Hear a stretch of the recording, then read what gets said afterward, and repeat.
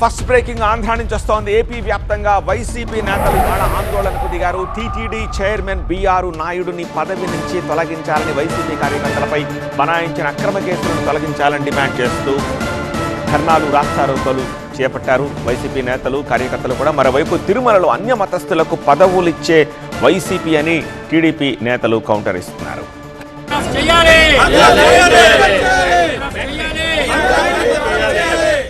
AP వ్యాప్తంగా రోడ్డెక్కారు YCP నేతలు, కార్యకర్తలు. బీఆర్ నాయుడును టీటీడీ చైర్మన్ పదవి నుంచి తొలగించాలంటూ తిరుచానూరులో 13 మంది వైసీపీ మహిళా నేతలపై బనాయించిన అక్రమ కేసులు ఎత్తివేయాలంటూ డిమాండ్ చేశారు.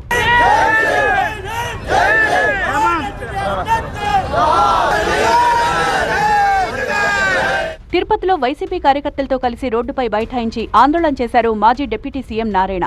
తిరుమల పవిత్రతను కాపాడాలని డిమాండ్ చేశారు. ఆయనకి నోటీసులు ఇవ్వడు, వెంకటేశ్వర స్వామి నా కులదైవం అని చెప్తాడు, వెంకటేశ్వర స్వామిని చూడపోతే నేను నిద్రపోనంటాడు. కానీ వెంకటేశ్వర స్వామి పవిత్రతని ఇంత దెబ్బతీస్తే ఆయన పైన చిన్న యాక్షన్ కూడా తీసుకోడు. అదే చంద్రబాబుకు ఉండే గొప్ప లక్షణం. కాబట్టి చంద్రబాబు ఇప్పుడన్నా మేలుకో, భక్తుల యొక్క మనోభావాన్ని దెబ్బతీయొద్దు. మీ ద్వారా చంద్రబాబుకు చెప్పేది ఏమిటి, ఇప్పుడైనా ఇమ్మీడియట్గా యాక్షన్ తీసుకోవాలా. నాకు తెలిసి యాక్షన్ రాదు. అదే కానీ వేరే వాళ్ళు కానీ చైర్మన్ ఉండుంటే 100% బొక్కలు వేసి లోపలికి పంపించేసుకుంటాడు. విశాఖ డాబా గార్డెన్స్ అంబేద్కర్ విగ్రహం దగ్గర వైసీపీ నేతలు ఆందోళనకు దిగారు. బీఆర్ నాయుడును పదవి నుంచి తొలగించాలని డిమాండ్ చేశారు వైసీపీ జిల్లా అధ్యక్షుడు కేకే రాజు, ఎమ్మెల్సీ వరదు కళ్యాణి. ఎంతో పవిత్రమైన తిరుమల క్షేత్రానికి అధిపతిగా, చైర్మన్ గా ఉండకూడదు అలాంటి వ్యక్తిని రాష్ట్రంలో ఉన్న ప్రజలందరూ కోరుకుంటున్నారు. తిరుపతి రిడ్జి హోటల్ దగ్గర మహిళలపై జరిగిన దాడిని ఖండిస్తూ విజయవాడ తుమ్మలపల్లి కళాక్షేత్రం అంబేద్కర్ విగ్రహం దగ్గర వైసీపీ నేతలు ధర్నాకు దిగారు.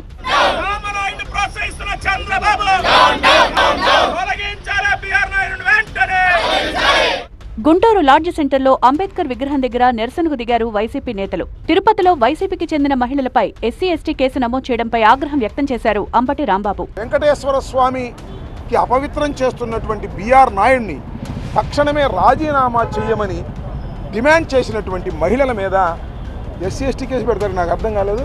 ఎట్లా పెడతారు? ఎస్సీ ఎస్టీ కేసు పెట్టి పారేస్తారు. ఎస్సీ ఎస్టీ కేసు పెడతారు, మహిళలను రాత్రి జైల్లో పెట్టారు, ఇవాళ కోర్టులో ప్రొడ్యూస్ చేస్తారు.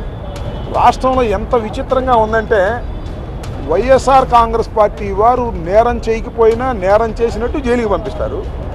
తెలుగుదేశం పార్టీ వాళ్ళు పెద్ద నేరం చేసినా జైలుకి పంపరు, పోలీస్ స్టేషన్లో బెదిరించి పంపించేస్తారు. ఒక ఆయన ఎంపీ గారు డ్రగ్స్ కేసులు ఇరుక్కుంటే స్టేషన్ బెదిరించి పంపించారు, పార్లమెంట్కి వెళ్ళిపోయాడు.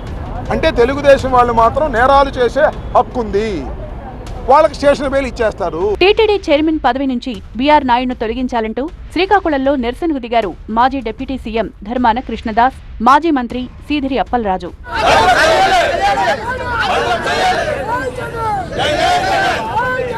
ఇంత జరుగుతున్నా బీఆర్ నాయుడు పదవిలో కొనసాగడం సరికాదన్నారు మాజీ టీటీడీ చైర్మన్ భూమన కరుణాకర్ రెడ్డి. ఆ వ్యక్తి ఆ పదవికి అనర్హుడు, ఆయన రాజీనామా చెయ్యాలి లేదా ఆయనను తిరుమల తిరుపతి దేవస్థానం నుంచి గెంటివేయాలి అని మొత్తం హిందువులంతా కూడా గొంతెత్తి ఘోషిస్తున్న, నిమ్మకు నీరెత్తినట్టుగా ఉన్న కూటమి ప్రభుత్వం, ముఖ్యమంత్రి చంద్రబాబు నాయుడు గారు దుర్మార్గులకు, ద్రోహులకు, రౌడీలకు వ్యతిరేకంగా మంచివాళ్లు చేసేటువంటి పోరాటంలో అగ్రభాగాన ఉంటా లాఠీ తుపాకీ లేని పోలీసు అధికారి ఉమేష్ చంద్రలాగా, సజ్జనార్లాగా వీళ్లకు సమాధానం ఇస్తూనే ఉంటానని హెచ్చరిస్తున్నా.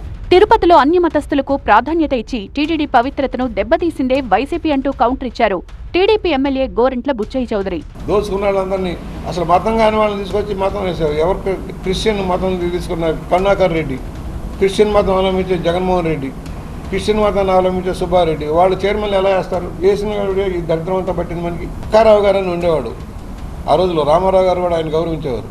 అక్కారావు గారి సారథ్యం అనేక సంవత్సరాలు వచ్చినాయి టీటీడీ బోర్డులో. వైసీపీ డైవర్షన్ పాలిటిక్స్ చేస్తుందని మండిపడ్డారు టీడీపీ నేతలు.